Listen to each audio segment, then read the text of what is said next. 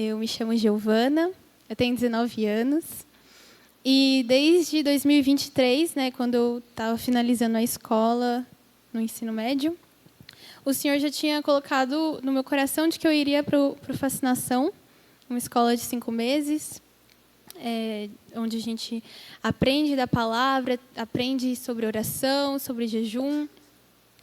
E começa em janeiro, termina em junho, e eu sabia que eu iria, né? Eu fui, mas eu falava que depois que eu acabasse o curso eu iria estudar para medicina, eu queria ser médica, né? Eram os meus planos. E aí quando eu cheguei lá no curso, nas primeiras semanas, uma missionária que eu não conhecia, ela também não me conhecia, ela veio orar por mim. E ela falou que eu tinha muitos planos no meu coração, mas que eu deveria entregar para o Senhor que os planos dele eram melhores e maiores para mim. Só que naquele momento eu não entendi, achei que era para eu não ficar pensando, né, no próximo curso durante esses 5 meses, então eu não entendi muito bem. Porém, no meio para o final do Fascinação, durante uma aula, quando uma professora ela ia contar uma história, aí ela falou, no meu tempo de ETED, mas ela não falou nada sobre ETED, não falou nada sobre o Jocum, falou outra história. Só que quando ela falou aquela palavra ETED, como se tivesse saltado assim no meu coração. E aí eu voltei para casa das meninas, né? E eu fui pesquisar o que era. Era uma escola de treinamento e discipulado que treinava missionários para o campo, né? E aí quando eu vi isso, eu falei, nossa, é isso aqui mesmo. É isso que o Senhor quer. E realmente era isso que eu estava sentindo.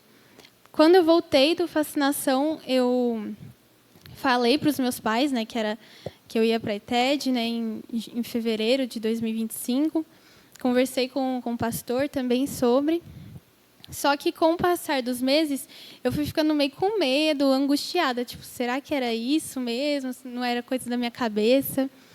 E as pessoas iam perguntando, não, o que você vai fazer agora? E eu falava, vou fazer medicina, mas já não era mais aquilo, não queimava no meu coração, mas eu falava. E aí, um dia depois do culto, o pastor chegou em mim e falou exatamente aquilo que aquela missionária tinha falado para mim no início do ano, que eu fazia muitos planos e que eu deveria entregar para o Senhor que os planos dele eram melhores e que eu já sabia disso. Só que mesmo quando ele falou isso, eu continuei meio receosa, eu continuei com medo, até que o missionário que vai vir, né, no final de semana desse mês, ele pregou no culto de sábado sobre missão, e aí ele falou para nós fazermos uma oração corajosa, né? E eu lembro exatamente o que eu falei para o Senhor naquele momento. Eu falei, Senhor, eu sei que o Senhor me chamou para a ETED, né? Que o Senhor está querendo que eu vá. E eu estou tentando fugir, mas se for isso mesmo que o Senhor quer para mim, que o Senhor confirme hoje. E aí, quando eu falei amém, eu senti como se dentro de mim começasse a pegar fogo, e eu não sabia explicar, mas começou a pegar fogo, pegou fogo, e eu entendi que era uma confirmação. E aí, depois o missionário foi mais ousado ainda, ele falou assim, quem sente que tem chamado para povos não alcançados, que fique de pé. E aí, na minha cabeça, eu falei, não, já é demais, né? Eu não vou levantar. E aí, quando eu vi, eu já estava em pé, meus pés levantaram automaticamente, e eu comecei a ficar emocionada ali. E aí, quando eu voltei para casa, eu falei com os meus pais que era realmente isso, né? Que eu iria no próximo ano. E aí eu cheguei no meu quarto e eu comecei a chorar, porque o sentimento que eu tinha era de despedida daquele lugar, dessa vida, da minha casa. E foi isso, como o Senhor me chamou, né? Eu fiz a ETED, concluí agora em julho. Foram 5 meses, foi muito bom. E o Gabriel vai falar um pouco da experiência dele. Boa noite. A gente vai falar mais depois, né? É que ela falou foi 5 meses, foi muito bom, mas não é só isso, não se preocupe. Meu nome é Gabriel. Eu estou há 5, 6 anos aqui. É o 6º ano que eu estou aqui em Frutal, né? Entre esse tempo, eu não fiquei todos esses 6 anos aqui. Eu fiz o mesmo curso que a Giovana fez, o Fascinação. E a gente fez a nossa ETED junto, né? Só que antes mesmo de eu fazer algum curso em relação a isso, voltado para isso, o Senhor, Ele já tinha falado ao meu coração. Eu lembro de um dia que eu estava numa reunião de oração e eu orava para o Senhor: Deus, o Senhor fala com todo mundo recebe alguma coisa do Senhor, a pessoa está pedindo, aí ela abre a Bíblia, ela ou escuta alguma coisa, ou alguém chega e fala alguma coisa, e comigo parece que o Senhor não fala nada. Parece que o Senhor não fala nada ao meu coração, o Senhor não fala nada comigo. E todo mundo acha que Deus respondeu naquele momento do jeito que eu esperava, mas não. Oração, comendo, todo mundo lá chorando e eu lá, tipo, Deus, o Senhor não fala comigo. E no final dessa reunião de oração, todo mundo ficou numa roda e eu frustrado com o Senhor não tinha falado nada ao meu coração, eu não tinha escutado uma voz audível, eu não tinha sentido nada no meu coração. Então eu frustrado, e aquela oração para terminar, e a irmã começa a orar e ela começa a falar aquilo que eu falava no meu coração com o Senhor, e somente o Senhor escutava. Eu falava com Deus: Deus, eu não escuto a sua voz, parece que o Senhor fala com todo mundo, o Senhor não fala comigo. E ela começou a repetir as mesmas palavras, e eu já assustado, tipo assim, não, Deus, o Senhor está falando mesmo. E mais do que isso, ela continuou e completou, falou que eu ia para vários países, que eu ia fazer várias coisas, e falou outras coisas, e eu assustado, tipo assim, meu Deus do céu, não era para tanto também, Senhor, falar um 8 aqui. E foi falando e eu assustado. E eu lembro que terminou essa reunião, não era só eu que estava assustado, todo mundo ficou calado assim. O pai estava lá, calado, sem falar nada, foi embora. Aí depois o meu pai conversou comigo, falou, perdeu nesse dia, o pai teve que contar para ela em casa. Palavras que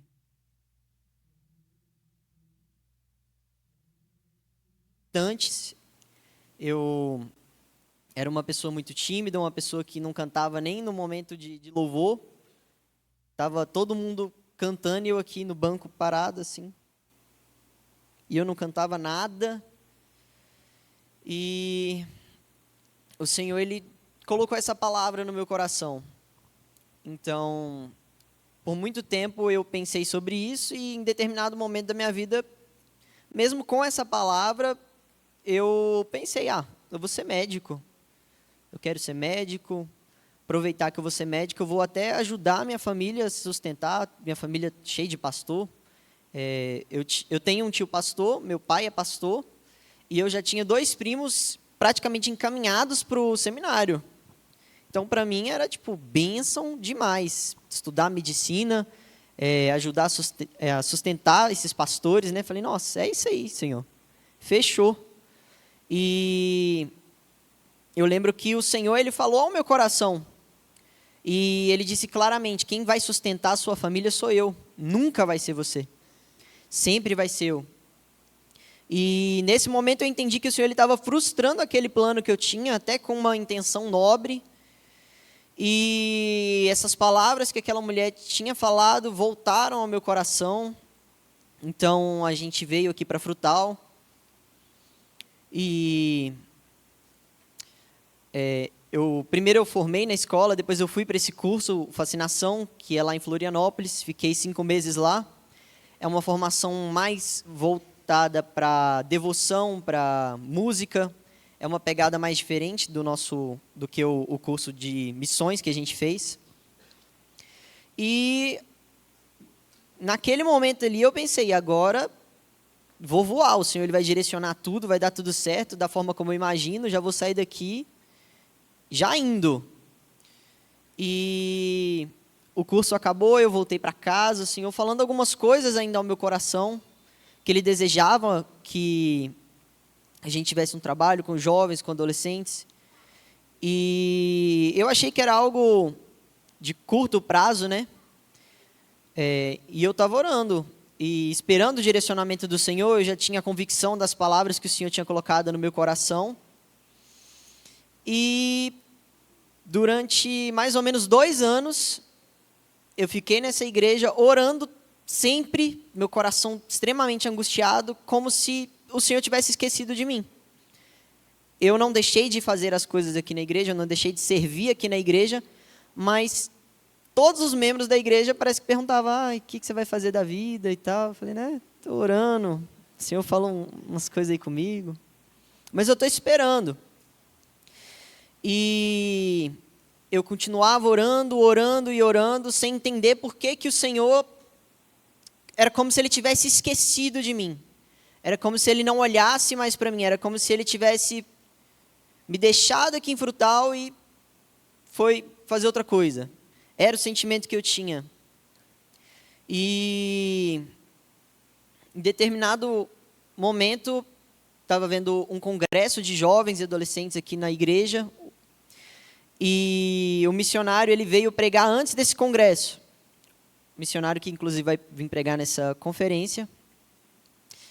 E meu pai falou, não, ele vai ficar lá em casa e tal, aí ele conversa com você, tá meio empacado esse negócio aí, você fala que tá orando e Deus não, parece que não fala nada. E eu falava, pai, Deus está falando comigo, que é um tempo de espera, mas eu não sei quanto tempo que é o tempo de espera. E eu pensando, gente, eu vou trabalhar, vou fazer um negócio, né? Essa espera aí tá... E no primeiro dia que esse missionário passou lá em casa, ele começou a contar as experiências dele no campo. E aí, de trabalho, eu já estava pensando, é isso. Bora, é com ele mesmo, vou agora. E ele falando das experiências que ele pregou e tal, o que aconteceu. E ele não podia pregar, mas ele fez um evento e pregou para um monte de gente. Aí fugiu aqui para o Brasil. Eu assim, meu Deus, é isso aí. É isso aí, não sei o que eu vou fazer lá, mas eu vou junto com ele. E pensando, né? E eu pensando, gente, o que eu vou fazer lá? Não sei nem o que eu vou fazer. Aí no segundo dia, ele contando a trajetória dele, que ele ficou durante 9 anos estudando e se preparando na base missionária da Jocum em Goiânia, para que ele partisse para o destino onde ele está hoje, atualmente. E o Senhor ele começou a falar algumas coisas ao meu coração, principalmente sobre essa questão do preparo, né? Por mais que o meu desejo era ir, eu precisava desse preparo. E aí eu perguntei para ele algumas coisas e tal. Ele falou, o básico assim que tem lá em Goiânia é você fazer a ETED, que é um curso de 5 meses, inglês, que você precisa de ter uma base no inglês, então é um curso de 3 meses o primeiro nível, 3 meses o segundo nível. Seria bacana pelo menos até o segundo nível. E você ter um curso bíblico também, que oferece lá na base missionária, que é um panorama bíblico. Aí eu perguntei para ele, qual que é o próximo curso que tem? O mais próximo. E ele ia pregar, no fim de semana que ele ia embora, na outra semana já ia começar o congresso. No sábado. Sábado? Acho que era no sábado. Sexta. Obrigado, gente. E aí, eu doido, tipo assim, gente, congresso e tal. Ele falou, vai ser tal data. E era a data do congresso. Eu trabalhando no congresso, liderando um monte de coisa. Eu falei, gente, não dá certo isso aí. Não vai dar certo. Não vai dar certo. Aí ele olhou para mim daquele jeito, todo bestalhado dele, e falou, não, relaxa. Vou dar um jeito aqui, vou dar um jeito. Aí ele pegou o telefone, ligou lá para a base, e todos os impedimentos que tinham para eu não ir para esse curso, eles foram desaparecendo de uma forma extraordinária. Um curso que eu tinha que estar lá com 10 dias de antecedência, eu ia poder chegar praticamente na véspera do curso. E todos os impedimentos foram desaparecendo. Nesse dia eu não estava em casa, eu estava resolvendo as coisas do congresso, e quando eu chego em casa, está o meu pai chorando. E eu assustado, tipo, meu Deus, o que meu pai está chorando? E ele falou comigo, filho, todos os impedimentos que tinham, eles não existem mais. E o Senhor ele já tinha confirmado ao seu coração, mas ele confirmou ao meu coração que é para você ir. Então eu comecei essa jornada. Porém, nessa mesma época, eu estava conversando com uma moça, muito bonita, orando por ela. E nesse meio tempo eu assim, Jesus, e agora? que eu vou falar para essa moça? A gente está orando, a gente está conversando. O que eu vou falar para ela que eu estou indo embora para Goiânia? E essa semana ainda. Não foi tipo assim, nossa, porque daqui a 1 ano, daqui a 5 meses, não, daqui a 3 dias eu estou viajando para Goiânia. Brincadeira, não era tanto assim, mas... E aí eu fui conversar com essa moça, minha noiva, e falar com ela de tudo que estava acontecendo. Falei, preciso urgente marcar uma conversa, a gente precisa conversar, eu tenho que falar com você, o que está acontecendo. E ela falou assim, eu tenho que falar com você também. Aí eu fiquei meio assim, falei, não, beleza. A gente marcou para conversar, e isso sem eu saber de todo esse testemunho que ela está contando aqui agora, eu não sabia de nada. E aí, no dia, eu cheguei para conversar com ela, cumprimentei, e eu perguntei para ela, veio na minha cabeça assim, você quer falar primeiro? E ela falou, quero falar primeiro. E aí, ela começou a falar, olha, o Senhor, Ele confirmou meu coração, falou algumas coisas, e eu estou indo para Goiânia, fazer um curso chamado ETED, Jocum. E era a mesma coisa que eu ia falar com ela, exatamente a mesma coisa, o mesmo destino, o mesmo lugar. E na hora eu comecei a interceder. Falei, Senhor, esse trem tá bom demais para ser verdade. E o Senhor, Ele foi gerando uma certa paz, mas eu fiquei meio desconfiado. Aí eu falei com ela, olha, por incrível que pareça, eu estou indo também para o mesmo lugar que você, fazer o mesmo curso, porém, eu vou antes fazer outro curso. Aí, houve-se um silêncio. Aí, eu pensando, eu falei, olha, tudo que está acontecendo, assim, eu estou entendendo uma coisa, não sei se você está entendendo alguma coisa aí. Aí, eu falei com ela, o que o Senhor está colocando no seu coração? A gente pode orar sobre isso. Aí, ela falou, durante o meu curso, que eu estava fazendo lá em Florianópolis, o Senhor, Ele falou ao meu coração que onde eu estivesse, meu marido estaria comigo. E eu entendo que é você. Então, nesse mesmo dia, eu já pedi ela em namoro, já fui conversar com o sogro, tudo bem rápido assim, bem doido. E aquele jovem que estava há 2 anos orando e Deus parece que não falava nada, em 1 semana parece que capotou o mundo. O jovem estava namorando, indo para Goiânia, e um monte de coisa acontecendo. E foi assim que eu comecei a dar os meus primeiros passos nessa jornada.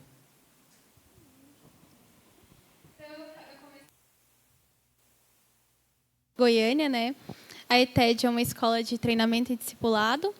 Nós temos ali os devocionais pela manhã. Às vezes também tem turnos de intercessão, de louvor também. Tempos com a base toda. Falando mais resumidamente, aí temos as aulas sobre evangelismo, sobre prumo divino, sobre vários temas. E tem também as manutenções, que são os serviços que a gente presta à base, limpar a cozinha, os meninos capinavam, tiravam a grama, cortava a árvore, a gente ficava com um serviço mais leve, né? Tirava o lixo... Enfim, e às vezes também tinha os práticos de fim de semana, que acho que pode colocar o primeiro, que foi o impacto evangelístico no Carnaval. Teve esse impacto. Teve também um em Anápolis, que a gente ficou uns dias ali servindo numa igreja lá. E sobre o impacto, é um vídeo, pode soltar. Nós fomos... Numa sexta-noite, a gente se reuniu com a Igreja Sal da Terra, lá de Goiânia. Tivemos a noite toda de treinamento. No sábado, pela manhã, a gente organizou algumas coisas para levar para esse impacto, né? Para ter uma abordagem ali para conversar com algumas pessoas. Então, a gente fez cartazes de abraço grátis ou água grátis também, que a gente distribuía água para as pessoas, para ter um relacionamento ali, ter uma abertura para conversar. E outras formas também de evangelismo. Teve um flash mob, que eu não sei se todos conhecem, mas é quando ajunta um grupo e começa a dançar num ritmo, para chamar a atenção, né? Então foi muito legal isso, porque aí a gente começou a dançar e ali outras pessoas começaram a tentar copiar a coreografia e depois que acabou a gente, obrigada, conseguia conversar com essas pessoas, criar esse relacionamento. Só que era um lugar extremamente pesado, porque era um carnaval da Umbanda, consagrado a Exu, organizado pela Umbanda, né, consagrado a Exu. Então, a gente chegou lá, eu passei um pouco de mal, o Gabriel também, por causa do ambiente mesmo. E era extremamente difícil conversar com as pessoas, elas não querem ver a gente, elas não esperam ouvir de Jesus ali, a gente é as últimas pessoas que elas querem ver.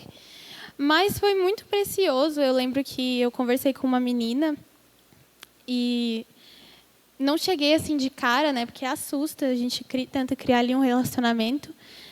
E aí, conversando com essa menina, ela deu uma abertura, ela falou assim, nossa, eu quero ir embora daqui, aqui está muito ruim.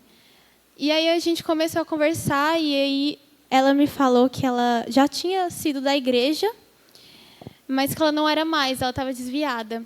Mas ela mesma disse que o melhor tempo da vida dela foi na igreja.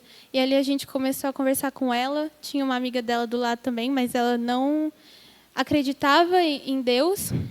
E aí eu comecei a conversar com essa menina e orei por ela. E foi um tempo muito precioso.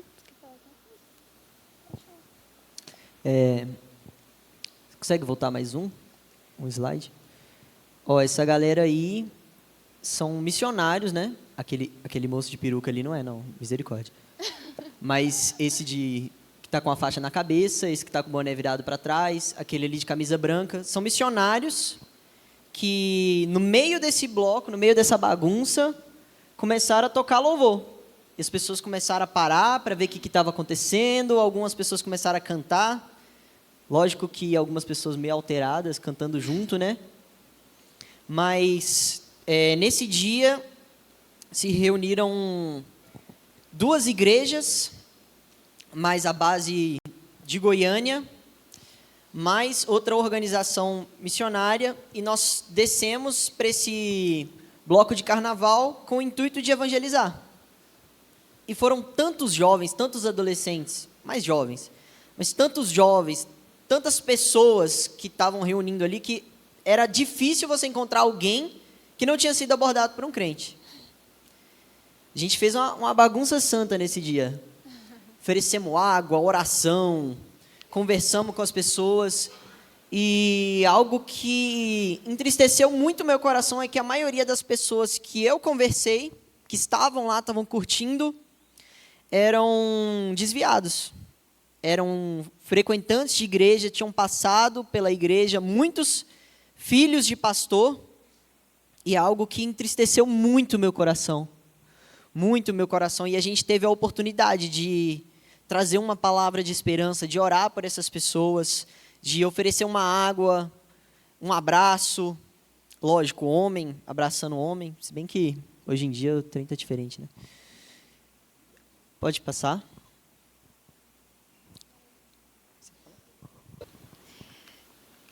Eu vou falar agora sobre o Atos de Amor, que é um ministério da base da Jocum mesmo. A base da Jocum, ela fica localizada num lugar onde há muita pobreza ali, né, comunidades. E aí esse trabalho da base é com as crianças da comunidade. Então, tem lá terça, quinta e sexta, da 1h30 até as 5 com essas crianças. Então, eles dão aulas de reforço, matemática, aulas de educação física, brincadeiras, criam um relacionamento com essas crianças, também pregam sobre Jesus. E a gente esteve ali toda terça-feira, né, o nosso grupo da ETED preparava algo para essas crianças.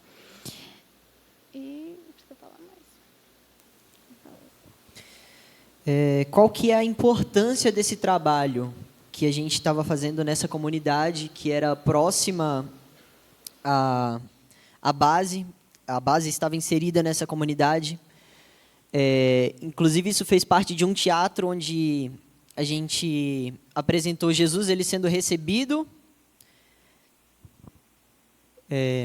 Jesus ele sendo aclamado pelo povo, depois o mesmo povo que estava aclamando Jesus, crucificou Jesus, e a gente fez toda um teatro explicando cada elemento, a última ceia, Jesus lavando os pés dos discípulos, e qual que era a importância desse trabalho na comunidade. Muitas dessas crianças, elas estavam inseridas numa realidade que a gente nem imagina. Várias crianças, porque é até 12 anos o trabalho.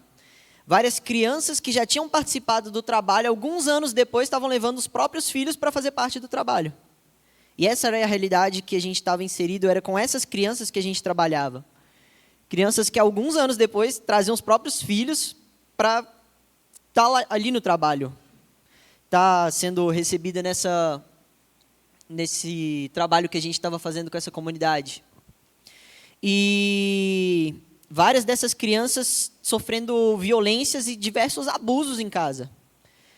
A gente tinha esse trabalho onde a gente fazia várias brincadeiras, a gente dava aulas de diversos assuntos, diversas coisas diferentes.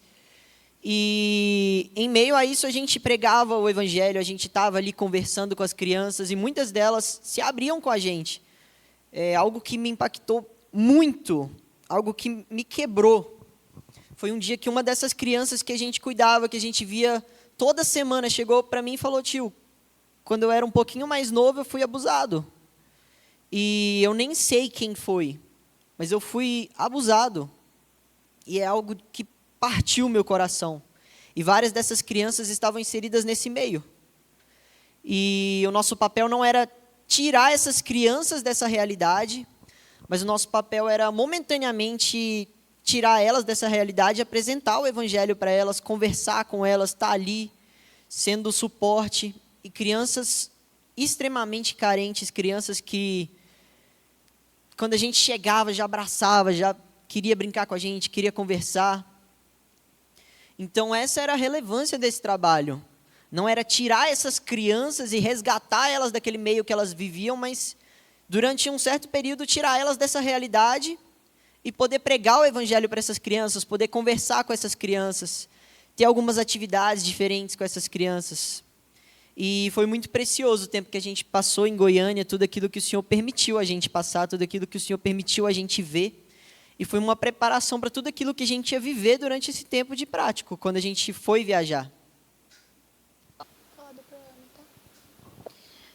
Não tem foto, mas a Jocum ela também tem um ministério que chama Proame, que nós também participávamos na terça, né? Separava os grupos, uns iam para o Atos, outros iam para o Proame. O Proame não ficava na base, ficava um pouquinho longe, mas era perto. E é um ministério que acolhe os dependentes químicos, moradores de rua, e a gente levava estudo bíblico para eles todas as terças, então era um ministério muito nobre também da Jocum. Fala sobre Macapá.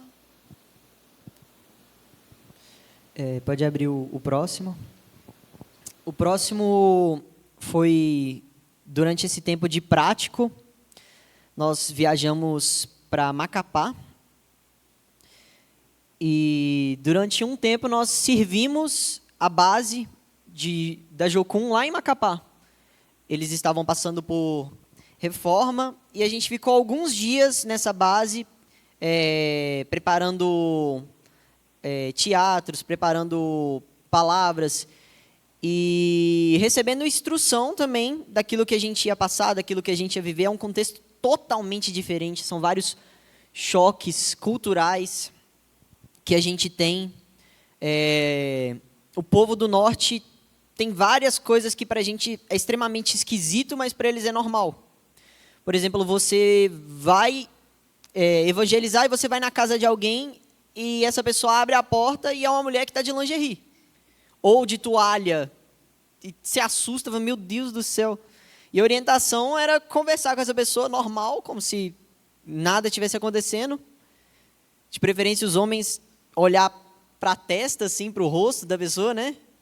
Porque é complicado demais, assusta demais esse trem. Mas eram várias coisas diferentes que a gente não está acostumado, e a gente passou esse tempo de preparação, foi um tempo curto que a gente passou na base, se preparando tanto para tudo aquilo que a gente ia viver, quanto para aquilo que a gente fez também em Macapá. Além de trabalhar com as reformas na base, nós trabalhamos também com um projeto que se chama Acolher Macapá. Isso aí é na frente da base. Não é tipo, nossa, isso aí é uma comunidade que eles visitaram. Isso aí é na base. Esse é o Rio Amazonas. A gente ia e nadava lá. Era perto da base.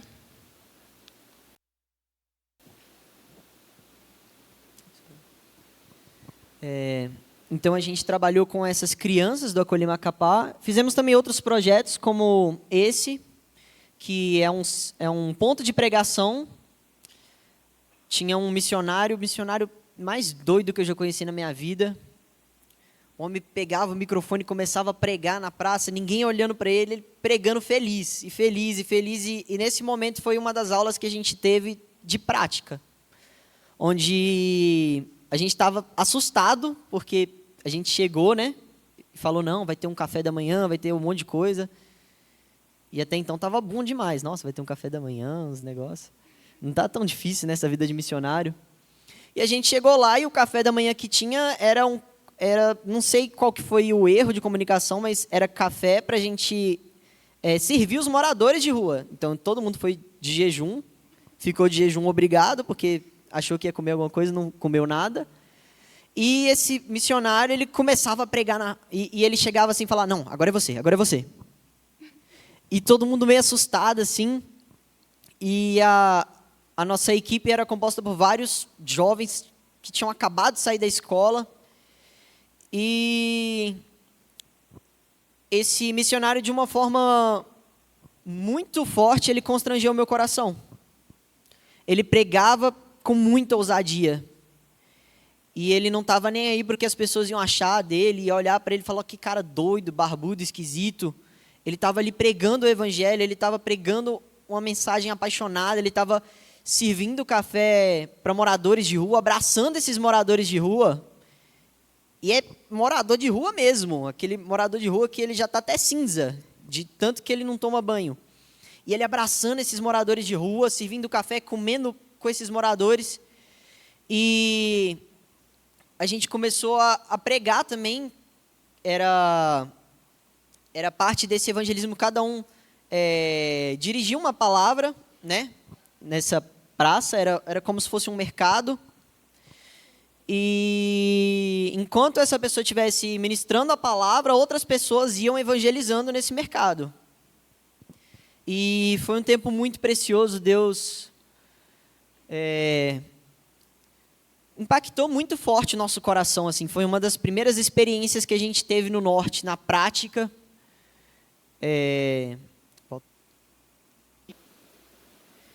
Aí tinha que cantar. Detalhe, não tinha nenhum violão. Aí ou era no playback ou era no gogó sem nada. Como eu nunca cantei com playback, eu falei, vai no gogó sem nada. Falou, não, tem que cantar. E o missionário empolgado, não, um monte de jovem, tem que cantar, tem que pregar. E eu lá cantando sem nada. Grande é o Senhor. No meio da praça. Mas foi algo que impactou muito forte o nosso coração. Essa igreja no lugar onde tem esse projeto Acolher Macapá, onde nós trabalhamos com crianças. Durante os fins de semana é uma igreja, ela é numa creche, e durante a semana tem essas aulas com as crianças, e aula de tudo que você pode imaginar.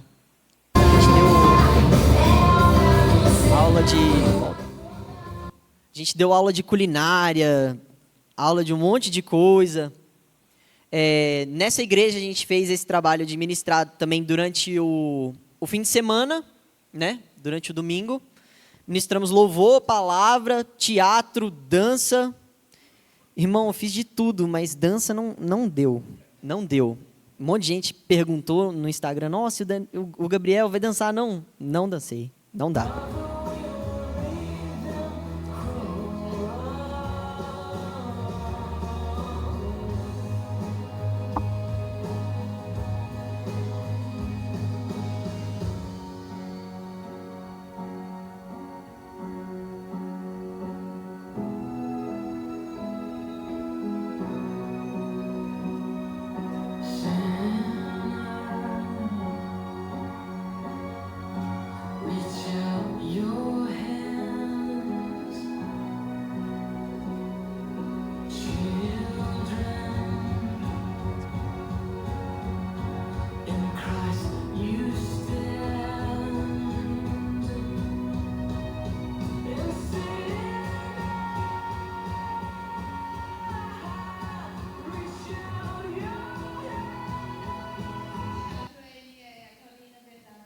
Ela representava a humanidade, o menino que está com uma blusa preta, ele representava o Satanás, e aquele que está Jesus. E aí conta desde o Éden, em forma de teatro mesmo. Acolher Macapá, né? Agora a gente vai falar mais detalhado do Acolher Macapá, que é esse projeto social, né, que com as crianças e adolescentes.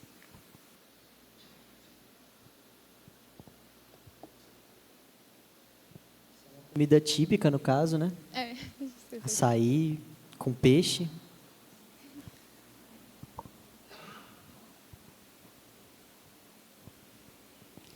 No Acolher Macapá, a gente iniciava ali das 8 às 10 com as crianças de 5 a 9 anos.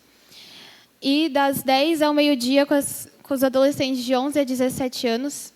A gente iniciava com um devocional com eles, né? Gabriel dando devocional aí.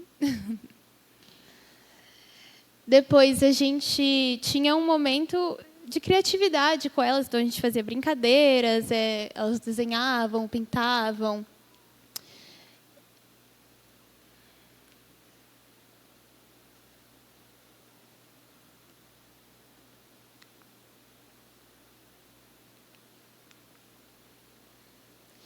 E depois a gente tinha as oficinas, que tinham oficinas de culinária, eles faziam lá também da aula de violão, esportes, dança, arte, aula de canto.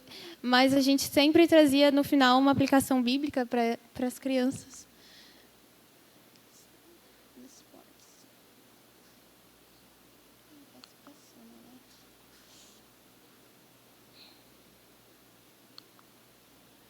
É um projeto que acolhe crianças vulneráveis, né?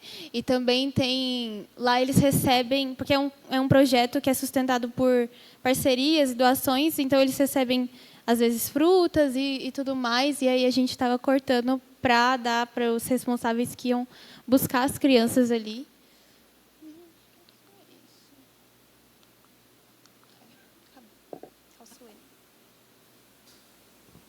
Além desse suporte, né, para as crianças, a gente ficava durante uma parte do dia com essas crianças, com o intuito dos pais trabalharem. E também tinha a questão de auxiliar essas famílias, porque muitas dessas famílias eram extremamente carentes. Então, esse projeto também distribuía cestas básicas, frutas, várias doações, roupa, que esse projeto recebia, né?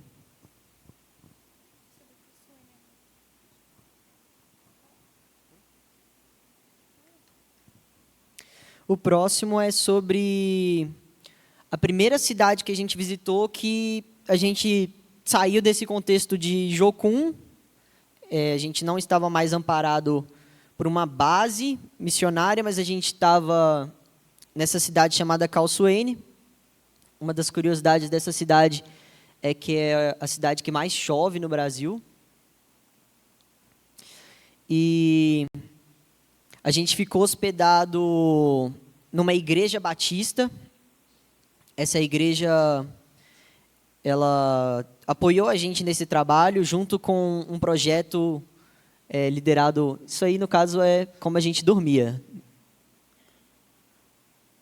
né? Na rede. Essa rede aí, bonitona, arrebentou, caiu no chão. Tive que trocar de rede. Mas deu tudo certo no final.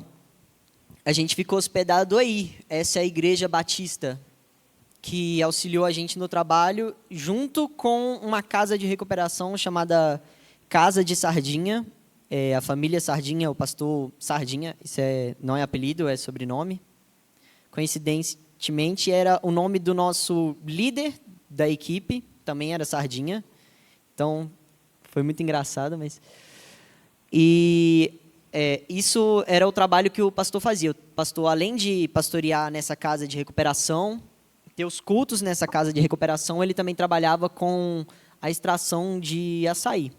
Açaí, lá do norte, no caso, para quem não sabe, não é igual que a gente toma aqui. Ele é neutro, parece um abacate, é algo muito sem sabor, assim. E eles costumam ou adoçar um pouco ou comer com a comida. Dá uma colherada de açaí, dá uma colherada de peixe, de mortandela, do que tiver, assim, e vai junto. Aí foi o trabalho que a gente fez auxiliando nessa casa de recuperação, né? O pastor Sardinha, ele cuida dessa casa e era ele e mais uma pessoa fazendo esse trabalho e a pastora também, né? É a esposa do pastor Sardinha. E eles, por alta demanda desse trabalho, eles acabaram deixando a casa ficar muito suja. E a gente teve esse trabalho com eles de limpar a casa para eles, né? Fazer uma faxina, ajudar eles. E a casa estava muito suja. Enquanto a gente fazia essa faxina, a gente também preparou algumas roupas que eles receberam nesse projeto para doações, né? Nessa cidade era uma comunidade, a maior parte da comunidade é uma comunidade carente. Esse é o pastor Sardinha, a esposa dele, a família. Toda a equipe que estava com a gente.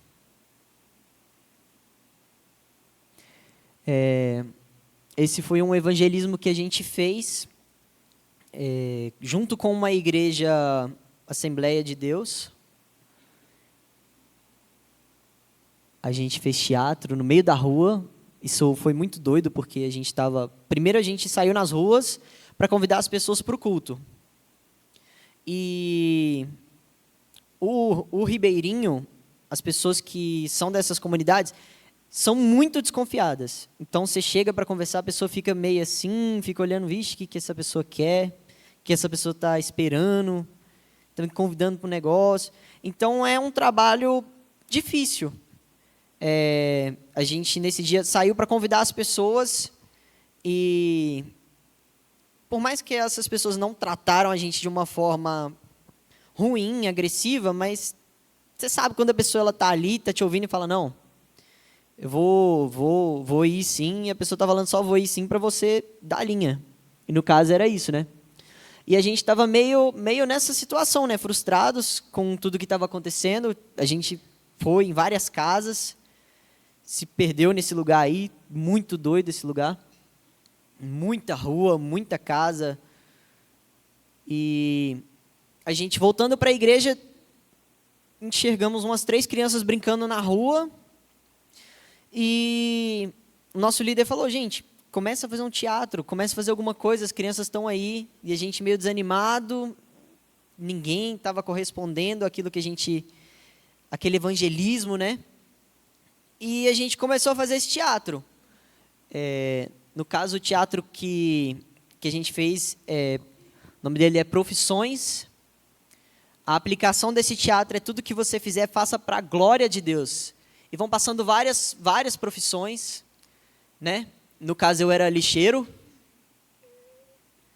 E no final a gente dá essa aplicação, tudo que você fizer, faça para a glória de Deus. A gente começou a apresentar o teatro para 2, 3 crianças, em alguns minutos, começou o teatro, assim, começou a aparecer criança, sair criança do meio do mato, do meio do bueiro, e do nada a gente estava brincando com esse tanto de criança, brincando de queimada, fazendo teatro, conversando com essas crianças.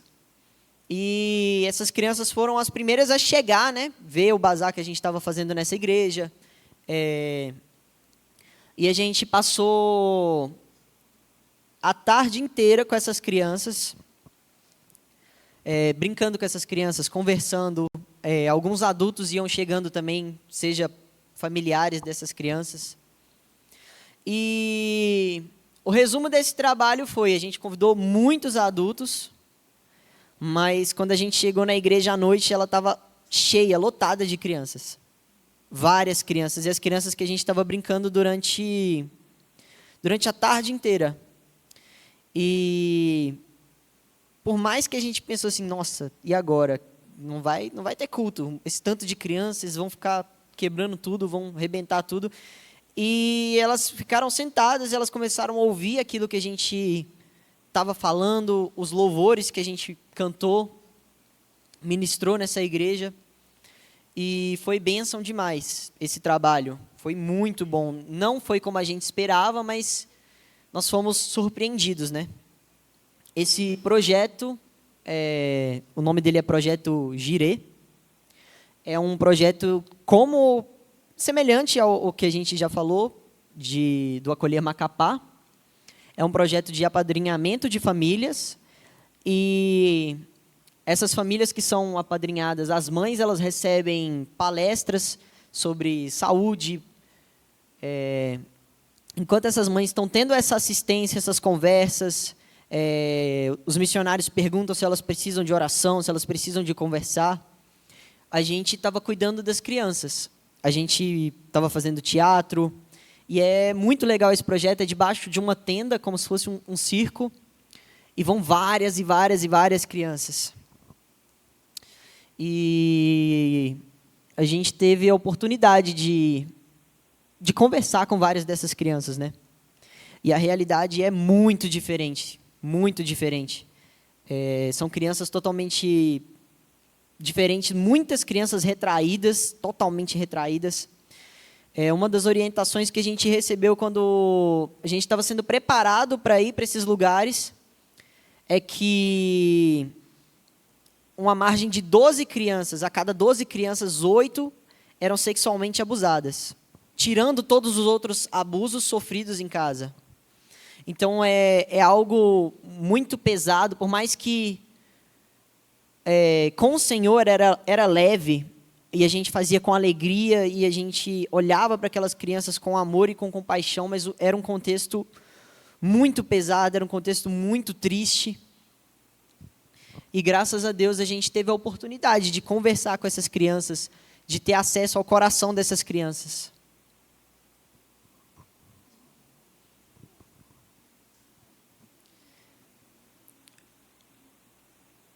No caso, ali a Giovana pregando nessa igreja, né, que a gente foi.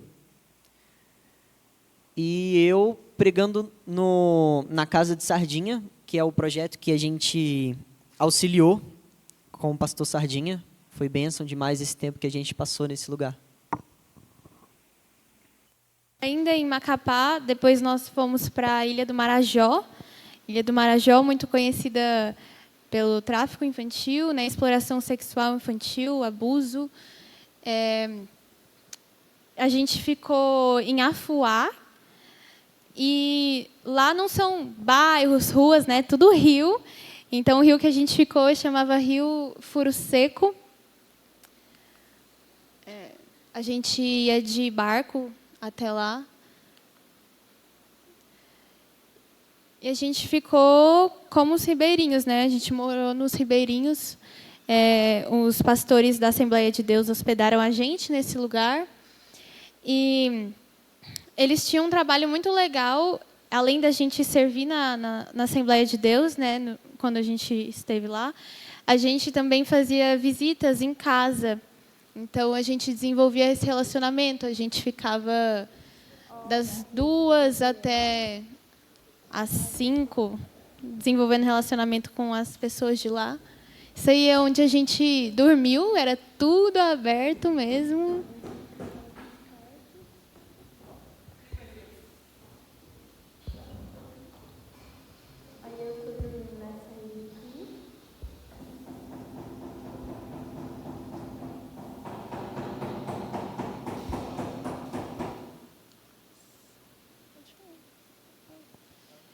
Ser um pouco do lugar, né, onde a gente estava, nas palafitas mesmo, no meio da floresta amazônica.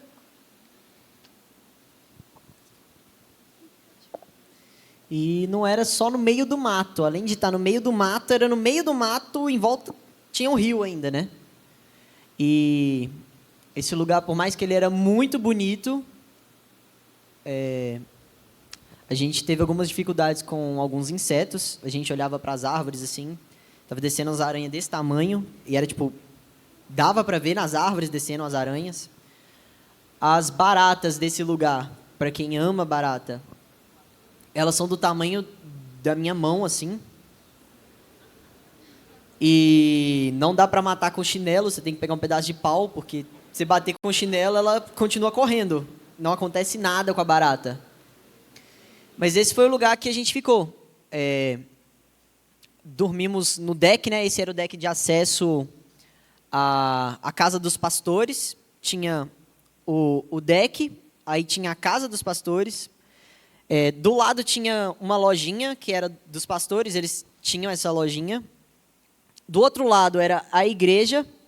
E depois da lojinha aqui, passando um pouquinho, era um projeto que estava em andamento, que era para ser uma escola. No caso, ela não estava ainda pronta, então a gente usou como dormitório. A gente dormiu lá, parte da equipe dormiu lá, parte da equipe dormiu no deck.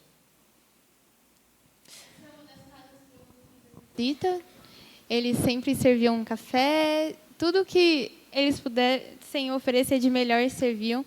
E os povos ribeirinhos, eles são muito desconfiados. Então, é difícil acessar ali o coração deles, desenvolver um relacionamento, mas algo que eles se abriam era quando a gente fazia o que eles faziam, quando a gente comia o que eles comiam. Teve um dia, numa visita, que a mulher queria dar água de coco para a gente. Só que a maré estava subindo, né? Então ela tinha que atravessar o mangue, e a gente falou, não, a gente vai com você. E ela ficou extremamente, nossa, tipo, feliz. E aí depois a gente foi com ela, foi uma aventura engraçada. E aí a gente chegou na casa dela e ela chamou nós para entrar, deu açaí, deu guisado de porco. Mas eles são conquistados assim. É muito esse lugar de relacionamento, de comer aquilo que eles oferecem, fazer aquilo que eles fazem, né? Então, toda visita que eu fazia, a maioria das visitas era um café, que eu nunca vi um café tão doce na minha vida. E como eles se abriam dessa forma, eu nunca bebi tanto café na minha vida. Eu ia na visita, eu bebia a garrafa inteira. E enquanto eu conversava e tomando aquele café maravilhoso, e essas pessoas, elas começavam a se abrir, elas viam que a gente não tinha nojo das comidas esquisitas. Tinha muitas comidas que eram muito diferentes. Tinha uma casa que a gente foi, tinha um peixe frito, só que era o peixe inteiro, assim. E comia o peixe inteiro. Você ia comendo, para mim, pelo menos, é bem diferente. E não é peixe de água salgada, de água doce. Aquele peixe mais rançoso, né? Aquele gostinho mais diferenciado. E era peixe, açaí e farinha. Então, era peixe, açaí e farinha. Ou comia peixe, açaí e farinha, ou ficava de jejum. E eu comendo peixe, açaí, farinha, feliz, conversando. E foi muito bom todas as casas que eu tive a oportunidade de visitar, todos os relacionamentos que a gente teve com esse povo. E as casas eram literalmente assim, ó, não era comum. No caso, isso aí é uma escola, porque não é comum de ter, por exemplo, tá vendo essa casa, tem algo do lado. Era tipo assim, era só uma casa, E o vizinho mais próximo era como se fosse mais do que daqui até o fundo da igreja. E só dava para chegar de barco, ou nadando ou de barco. E diz eles que tinha muita gente no rio, que era, meu Deus. Só que o vizinho mais próximo estava distante e tinha que chegar de barco ainda. E o Senhor, Ele deu a oportunidade da gente, em primeiro lugar, impactar essas pessoas que a gente estava fazendo o trabalho junto, né? Não tinha como fazer essas visitas sem o apoio de algum barco. Então, todas as equipes, elas iam junto com um nativo. Tem que saber pilotar nesse rio, porque quando a maré fica baixa, o barco não passa, o barco fica agarrado. Então, a gente ia junto com um nativo que conhecia o rio, conhecia as pessoas, e ele ia conduzindo a gente, ele ia conduzindo esse barco. E o trabalho começou aí, com esses nativos que faziam um trabalho junto com a gente. E o cara que ficou no meu grupo era um cara gente boa demais. Rogério, o nome da fera, da lenda. Rogério, gente. Rogério, pensa num nome simples, missionário, sem os dentes. Subia no pé de açaí para arrancar açaí para viver. Esse era o trabalho do Rogério. E quando ele não estava fazendo isso, ele estava junto com a gente nas visitas. E algo que me marcou muito foi o Rogério, que estava fazendo esse trabalho no meio do mato com essas pessoas, catando açaí, ele virar para mim e falar: cara, eu tenho aprendido muito com vocês. E no meu coração eu estava assim: gente, eu estou aprendendo muito com o Rogério. A vida simples que o Rogério leva, a casa do Rogério, gente, não era banheiro, era latrina. Dava para ver, assim, você olhava assim, dava para ver o que a pessoa fez, né? Era buraco, assim. E a casa super simples, pequena, era um cômodo só a casa. Tinha casa que era mais chique, era um cômodo com a cortina no meio, que aí era 2 cômodos. Era quarto e sala. Mas a maioria das casas sem mobília nenhuma, sem cadeira, sem mesa. A gente sentava no chão para conversar com essas pessoas. Eram algumas casas que tinham, por exemplo, banco. As casas eram sem mobília, a gente sentava no chão junto com eles, conversava, tomava café, comia as coisas que eles ofereciam. E a gente teve acesso ao coração dessas pessoas, a gente conversou, teve conversas muito intencionais. Muitos deles muito retraídos, e quando a gente começava a pregar sobre Jesus, sobre o Evangelho, sobre arrependimento, eles se retraíam totalmente, eles não queriam mais ouvir falar disso, eles falavam que não estavam prontos, e a gente tentava explicar sobre essa questão: você nunca vai estar pronto.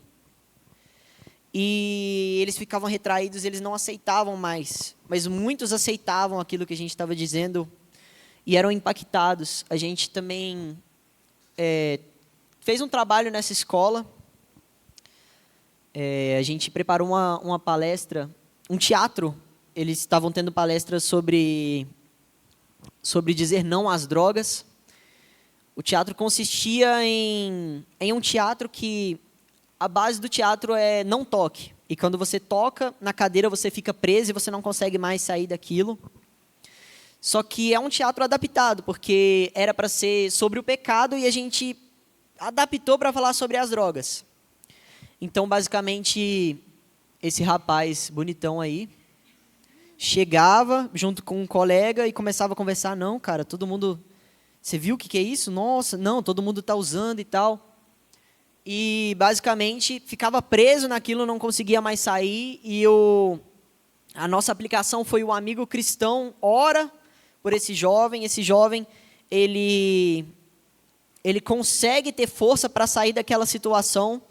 E ele começa a ser acompanhado. Ele começa a frequentar uma clínica, ele começa a orar junto com esse jovem e ele é transformado. Esse foi o teatro que a gente trouxe para essa escola. E é uma realidade tão diferente, porque nós também temos essas palestras sobre drogas e geralmente sobre bullying nas escolas, porque é algo recorrente, algo comum, mas lá a palestra que eles tinham, e não somente jovens, adolescentes, mas crianças, era sobre abuso sexual. E dizer não ao abuso sexual e não ficar calada em meio àquele abuso. Era a palestra que crianças recebiam na escola.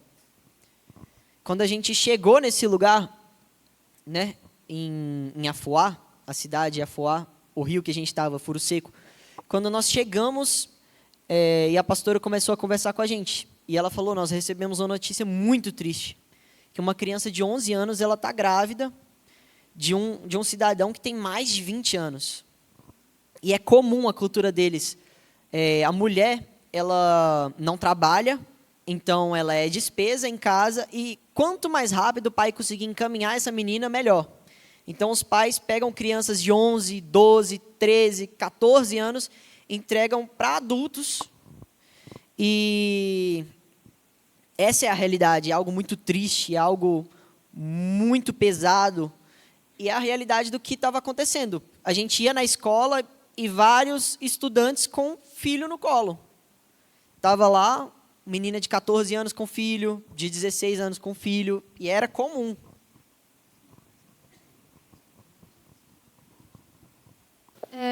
Na Ilha do Marajó,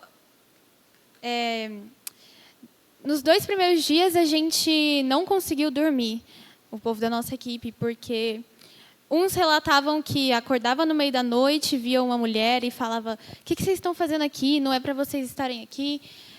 Também, nos outros dias, eu via essa mulher no meu quarto, algo ruim, e o inimigo falava, em sonhos, né, tentando envergonhar a gente. Outros tinham visões horríveis.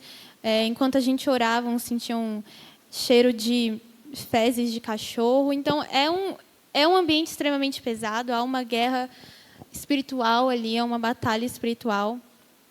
E, realmente, esse negócio das crianças, eu lembro que eu fiz uma visita e a mulher, ela estava falando, ela era uma mulher com 2 meninas, e ela falou que eles não casam lá, né? Eles ajuntam. E ela juntou com o marido dela, ela tinha 14 anos, ele tinha 27. Então, é bem comum essa pedofilia.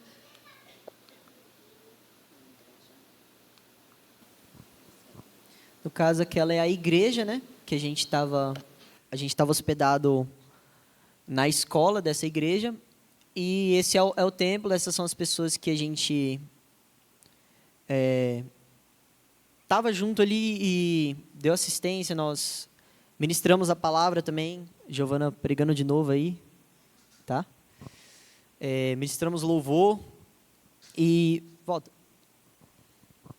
Como dá para ver, mulheres novas com crianças no colo, né? E é normal.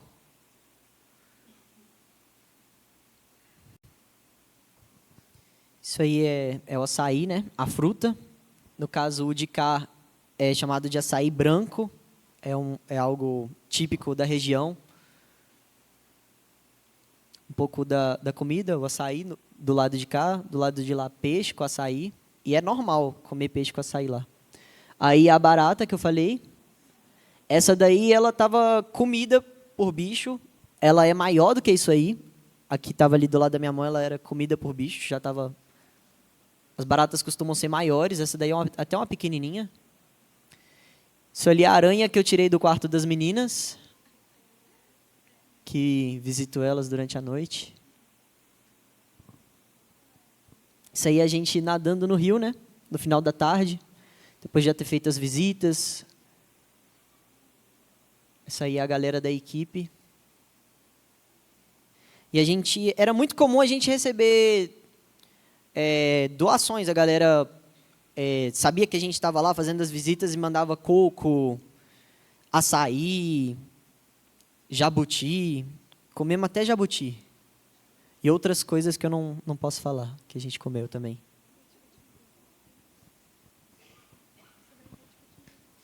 E agora a gente vai falar sobre um trabalho que a gente fez em Belém.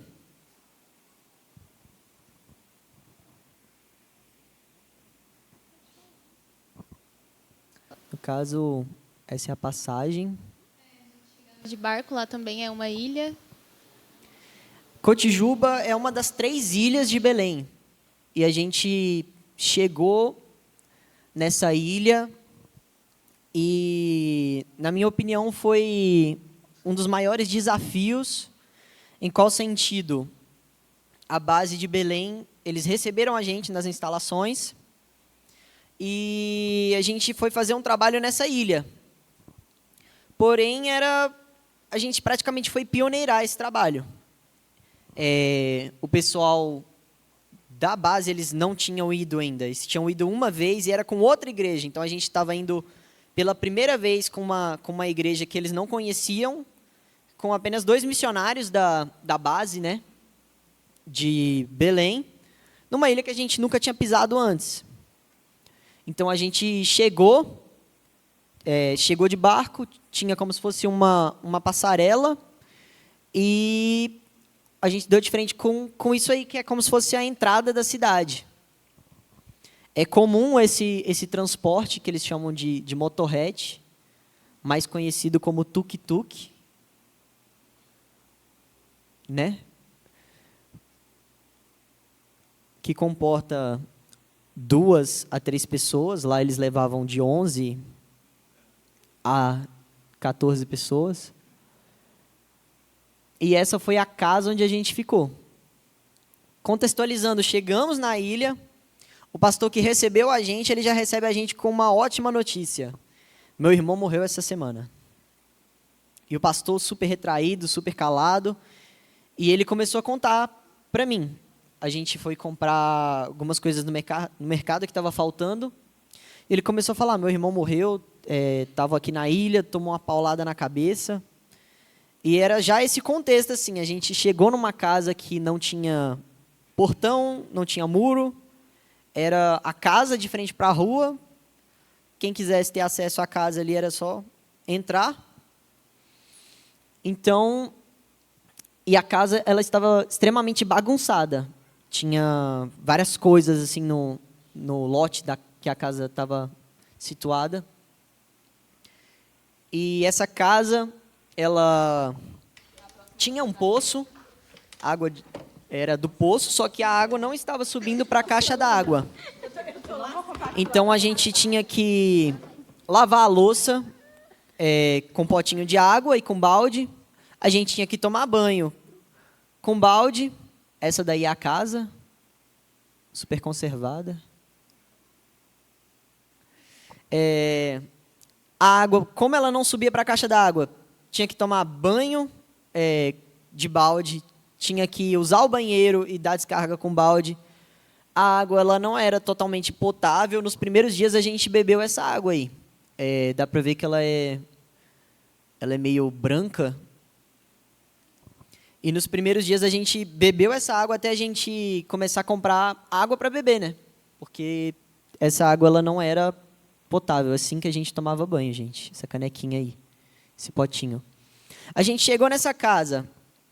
A casa, ela não estava preparada para receber a gente. Ela estava do jeito que o último morador deixou. Esse último morador, ele bebia muito, né? A gente não conheceu ele, no caso, mas tinha muita lata de cerveja, muita coisa. E a gente ficou o primeiro dia, fomos fazer um trabalho na igreja que hospedou a gente. Já nesse contexto, né, complicado, a casa era tão bem conservada que a equipe inteira preferiu dormir na varanda, assim, no relento, só com um tetinho por cima, porque a casa era bem complicada, cheia de mofo, parecia que estava fechada faz muito tempo, e com roupa de gente que a gente nunca viu na vida, não sabia de quem que era. Então, a casa ela estava abandonada e essa casa foi para receber a gente. No primeiro dia, fizemos um trabalho com a igreja. No segundo dia, essa igreja, no caso,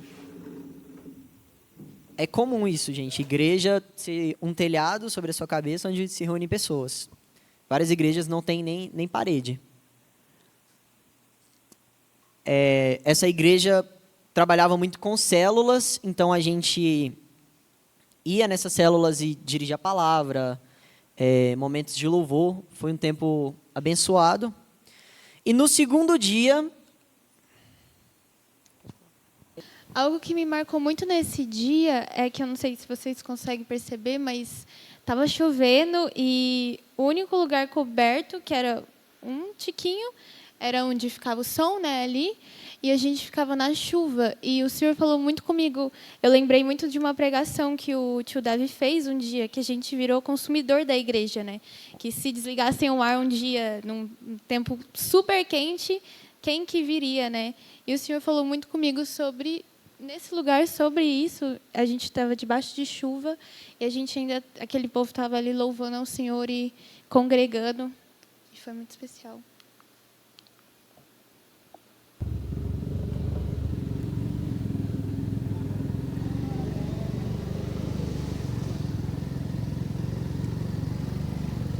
Essa era a rua, né, que a gente tinha que passar.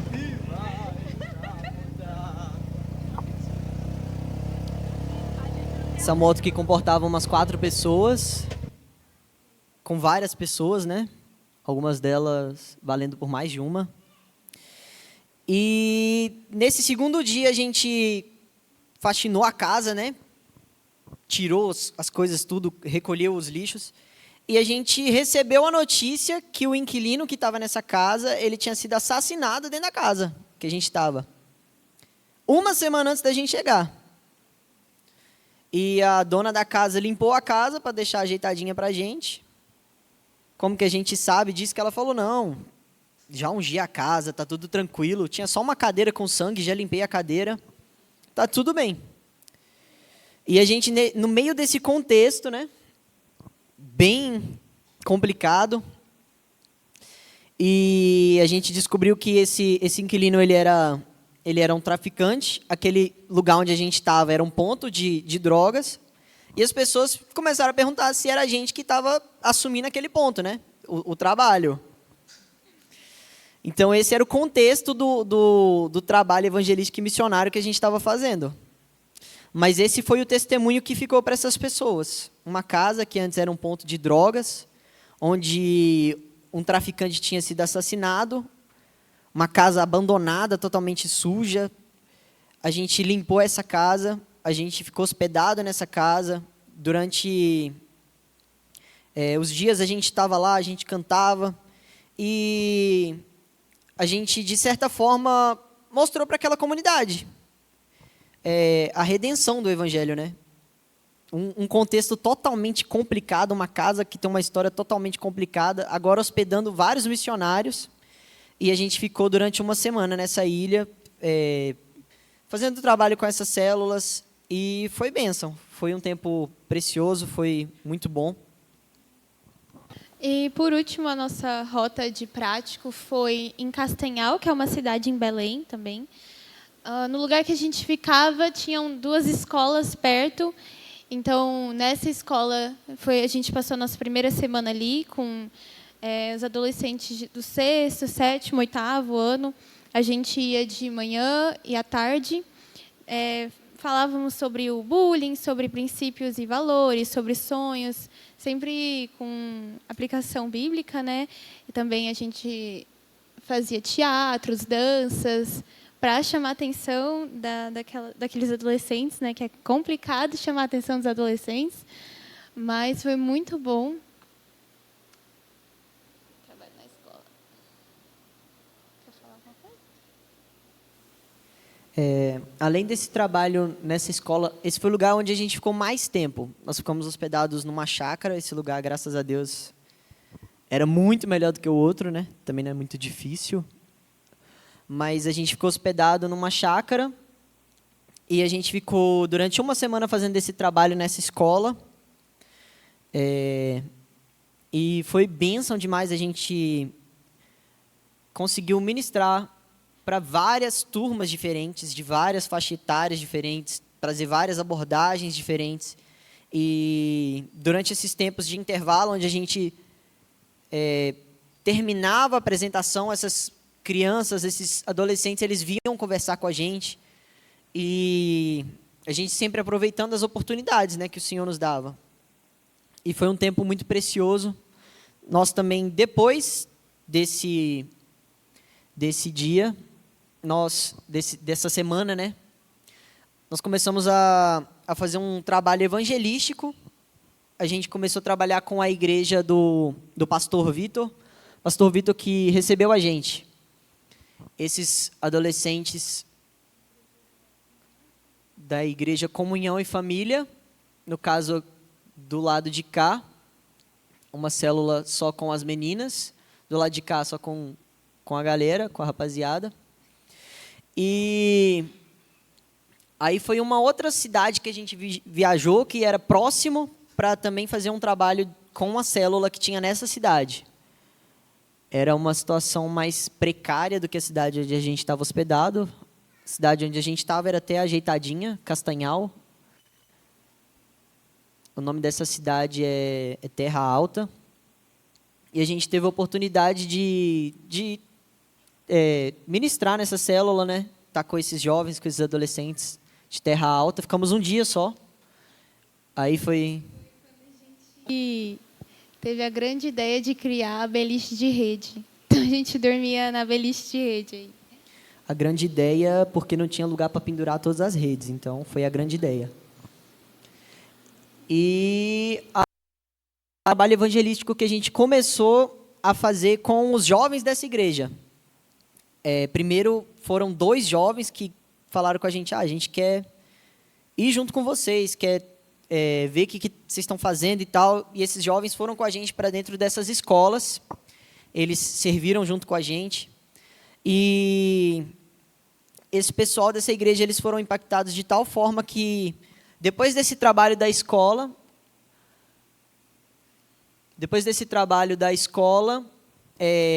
vários jovens dessa igreja, eles falaram, a gente quer ir com vocês, a gente quer evangelizar com vocês. E a gente pegou uma tarde, foi na praça principal da cidade, e era onde tinham várias escolas assim em volta, e as crianças, os adolescentes, os jovens desciam para essa praça para ficar ali conversando, para ficar ali bagunçando também. E nesse dia a gente desceu com vários desses jovens dessa igreja, que já estavam sendo impactados de uma forma muito preciosa, porque jovens que têm o seu dia para fazer, seu dia livre para fazer o que quiserem, mas estavam lá evangelizando outras pessoas. E com diversas abordagens diferentes, a gente foi nessa praça, a gente pregou, seja conversando, seja indo em grupos. A gente colocou algumas mesas nessa praça com cartazes, e nesses cartazes estava escrito, nos conte um pouco da sua história. E esses jovens sentavam nessas mesas para conversar com os missionários que estavam ali. No meu caso, eu recebi uma mesa dessas também, só que eu vi uns jovens jogando vôlei, e eu tive a ideia de falar, vou jogar com eles. Aí a gente começou a jogar vôlei de mesa, no meio da rua. Aí uma mulher falou que ia chamar a polícia para a gente. Aí a gente desceu com esses jovens, vários jovens, para uma quadra. E lá a gente começou a jogar vôlei. Eu e mais um menino da equipe, aquele de camisa azul ali. E durante essa tarde, a gente estava ali jogando com esses jovens. E eles começaram a perguntar, o que vocês fazem e tal. Aí a gente teve a oportunidade, a gente é missionário e tal. Igual aquele menino lá que prega, que fala inglês. Não, misericórdia, irmão. Não é igual esse menino, não. Of the King, the Power. Não é igual não, irmão. E aí a gente começou a conversar com esses jovens, com esses adolescentes. E foi um tempo muito precioso. Uma tarde onde a gente... Calma, mulher. Volta.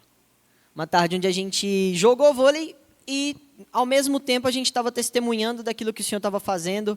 A gente estava falando com eles, né, sobre... Alguns daqueles jovens tinham uma visão totalmente distorcida sobre o que era missionário. Achava que todo missionário era of the king, the power. E a gente conversando com eles, falando que não era assim, né? Compramos 2 cocas, ficamos a tarde inteira com esses meninos conversando. E, de certa forma, tirando eles daquela realidade, né? Eles estavam ali nas praças e conversando. E, do nada, a gente reúne um grupo, a gente começa a falar sobre o Evangelho, e foi um tempo muito precioso. Aí, no caso, é o trabalho que a gente fez com essa igreja, né? Depois desse trabalho evangelístico que a gente teve com os jovens. A gente ministrou também nessa igreja, fizemos teatro. Aí foi uma vigília, eles ficaram tão empolgados que eles queriam fazer até uma vigília. Aí fala, não, vamos fazer uma vigília, vamos fazer uma vigília. E a gente quebrado, já estava há um tempão viajando, falando, não, vamos fazer uma vigília. Aí fizemos uma vigília com os jovens. Aí a gente testemunhou um pouco da nossa jornada missionária, né? Como o Senhor nos chamou, como o Senhor acendeu esse desejo nos nossos corações, e vários jovens eles foram impactados. Teve um momento onde os pastores dessa igreja eles estavam lá e a gente chamou eles para orar por esses jovens, com o intuito de enviá-los, que eles fossem missionários. E vários jovens, desses jovens que estavam cantando, eles foram e totalmente impactados, eles foram chorando e os pastores começaram a orar por eles. Foi um momento muito precioso, muito precioso. Isso foi um pouquinho do que a gente viveu lá, não deu para contar todas as experiências, todos os tombos e quedas que a gente não contou porque a gente não tinha tempo. Mas essa é toda a equipe, né? Esse aqui da frente, ele é um dos líderes. O nosso líder principal, que é líder da base de Goiânia, ele foi com a gente, mas ele teve que voltar com um mês. Então, nós ficamos com 2 obreiros. No caso, era aquele rapaz de boné virado para trás, de óculos, e esse rapaz careca aí. E essa galera aí era a equipe. Uma equipe, na sua grande maioria, de jovens. Os mais velhos eram aquele rapaz que está do lado do obreiro ali, o mais alto, que ele é argentino, e essa moça de macacão, e os dois tinham 26 anos, eram os mais velhos. E o que o Senhor fez com esses jovens foi algo extraordinário, os lugares onde a gente passou. E Jesus, quando ele chama os discípulos, algo que muitas vezes passa desapercebido, é aquela passagem onde Jesus ele vai pagar os impostos, porque eles estão falando, mestre, estão falando que a gente não paga os impostos, que a gente está sonegando. E Jesus ele fala, então vai lá e pesca um peixe. E Jesus ele fala para pagar o imposto dele e de Pedro, ou seja, todos os outros, eles eram jovens, eles não tinham uma idade de adulto que era 20 anos, todos os outros eram jovens. Então Jesus ele chamou os jovens para caminhar com ele, e grandes coisas aconteceram. O Novo Testamento aconteceu por causa desses jovens, porque eles estavam dispostos, eles, por mais que tinham suas falhas, seus defeitos, eles atenderam a esse chamado de Jesus, deixaram tudo para trás. E algo que me impactou bastante foi sobre essa questão de o próprio Jesus, sendo o único Filho de Deus, enviado para missões. Muitas vezes a gente fica com o coração apertado e fala, Senhor, esse negócio é bonito demais, é lindo demais, mas é lindo quando está enviando os filhos dos outros. Os meus filhos, deixa que cuido eu. É bonitinho do jeito que está do meu lado. E muitas vezes, grande parte das vezes, jovens eles estão sendo impedidos. O coração queimando e ardendo por missões. Era o caso de algumas pessoas que estavam aí e a família não apoiava. A família não queria que eles estivessem lá. Eles passaram por alguns tipos de ameaça pela própria família. De, você está aí e tal. Então, o quarto que você tem aqui em casa não vai ser mais seu. E esses jovens estavam passando por todas essas situações com alegria no coração, com um sorriso no rosto, falando sobre Jesus, testemunhando sobre tudo aquilo que eles viveram, tudo aquilo que o Senhor fez na vida deles.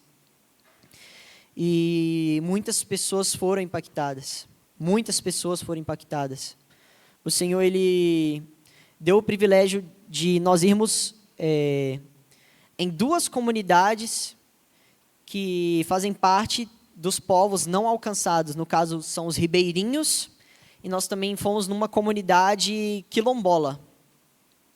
E foi muito precioso, mas o Senhor também nos deu a oportunidade de passar por várias igrejas, e nessas igrejas que nós passamos, reavivar o coração de jovens, de adolescentes, pastores, que há muito tempo testemunharam para a gente que estavam desanimados e que, quando a gente passou por ali, era tudo que ele estava precisando para continuar pregando apaixonado. E essa é a nossa recompensa, né? Fazer o nome do Senhor conhecido. Nós não recebemos nada para fazer isso, pelo contrário, a gente estava pagando para estar ali. E passando por várias coisas, mas o nosso coração se alegrou de tal forma que, no caso, mais a Giovana do que eu, ela é mais crente do que eu, quando a gente estava voltando para casa, ela falou comigo que estava muito triste. E eu perguntei para ela por quê. E ela falou: meu coração se apegou. E é difícil voltar para casa. É difícil voltar para o conforto da minha casa, sabendo que tem tantas pessoas passando por isso. Sabendo que tem tantas pessoas precisando que a gente vá, tantas pessoas precisando que a gente esteja nesses lugares. É difícil voltar para o conforto da minha casa. Para mim não foi tão difícil, eu já estava muito cansado, estava feliz de voltar para casa, mas com o coração também lá. E foi muito precioso tudo que o Senhor fez, muito precioso. E a gente também queria agradecer a igreja pelas orações, né? E também pelas ofertas. A gente conseguiu, com as ofertas, também ajudar outros da nossa equipe, onde a igreja não enviou, onde a igreja não apoiava. Então, foi bênção demais.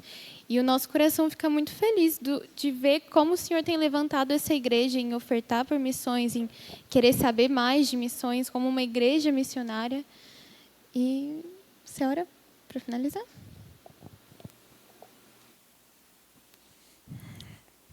Senhor, que essas palavras possam, de certa forma, impactar corações aqui, Senhor.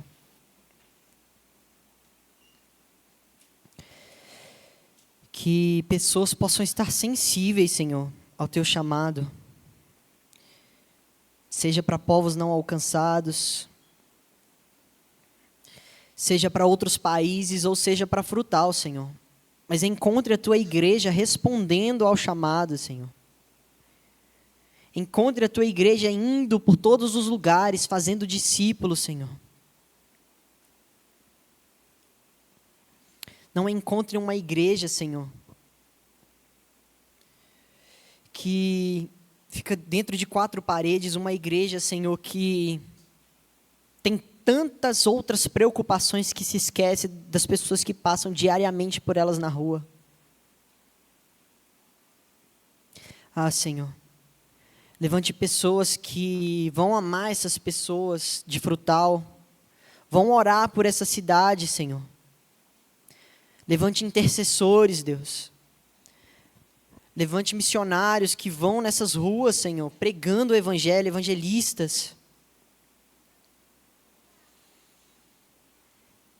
Tantas pessoas que precisam de receber uma oração, Senhor. E, Senhor, que essa casa também possa enviar muitos missionários para o campo. Que essa casa possa sustentar muitos missionários no campo, que essa igreja seja impactada de tal forma que ela volte os olhos para o campo. Que possa ser uma igreja que supre as necessidades de missionários espalhados por todo o mundo. Uma igreja que não está indiferente, Senhor, a tudo isso que está acontecendo. Uma igreja que não olha para essas crianças que têm passado por situações de abuso sexual e é uma igreja indiferente, uma igreja que não chora, que não derrama lágrimas por essas crianças.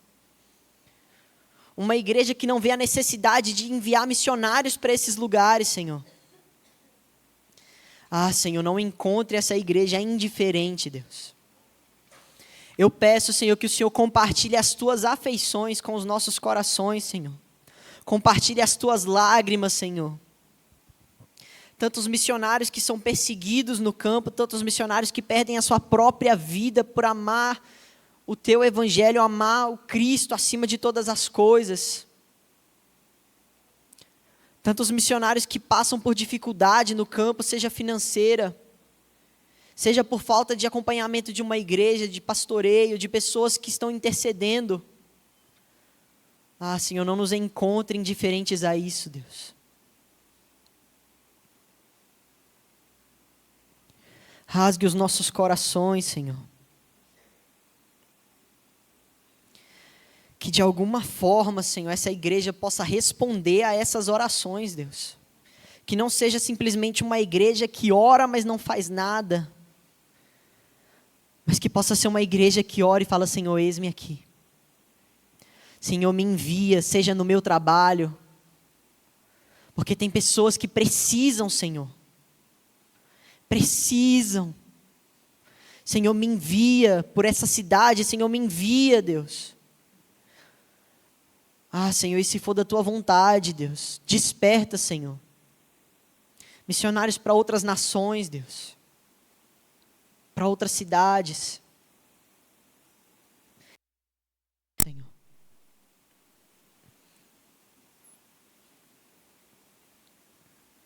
Que o Senhor não encontre uma igreja como o Senhor encontrou em Atos, que era uma igreja que foi comissionada a ir, mas era uma igreja que não foi.